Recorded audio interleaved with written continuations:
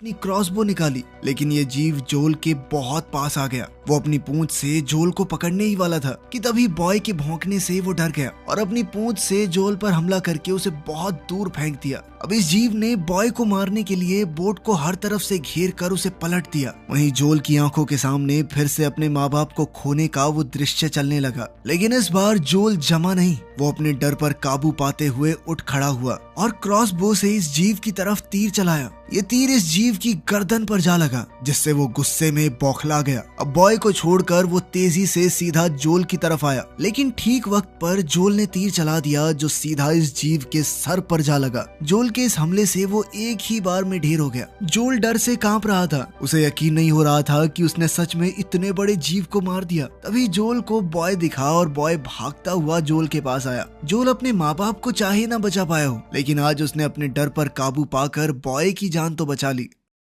अगले दिन सुबह ये दोनों एक बड़े से खड्डे के पास पहुंचे और बॉय फिर से अजीब हरकतें करने लगा, भागने लगा। जोल समझ गया कि कोई खतरा पास में है। तभी जोल ने जमीन के अंदर से एक जीव को अपनी तरफ आते हुए देखा, जिसका एक पंख बाहर है, यानी ये तो रानी है, सैंड गॉबलर्स की रानी। जोल ने बचने के लिए एक छोटा सा खिलौना दूर फेंक दिया ताकि रानी उसकी आवाज से उस ओर चली जाए। और जिस तरफ जोल ने वो खिलौना फेंका, सैंड गॉबलर क्वीन वहां जमीन फाड़ कर बाहर निकल आई। जोल बिना वक्त बर्बाद किए वहां से भागा और रानी भागी उसके पीछे। भागते हुए जोल अचानक नीचे गिर पड़ा और उसका बैग उससे छूट गया। जोल बॉय के पीछे पीछे एक पेड़ के तने में छुप गया। जोल ने बॉय का मुंह बंद कर दिया ताकि कोई आवाज ना आए, और जब कोई आवाज नहीं आई तो वो रानी वहां से जाने लगी। लेकिन तभी जॉय के बैग से बॉय की मालकिन की रेड ड्रेस नदी में गिर गई। ये देखते ही बॉय अपनी जान की भी ना परवाह करते हुए उस ड्रेस को बचाने के लिए भागा। जोल ने उसे रोकने की कोशिश की, लेकिन बॉय नहीं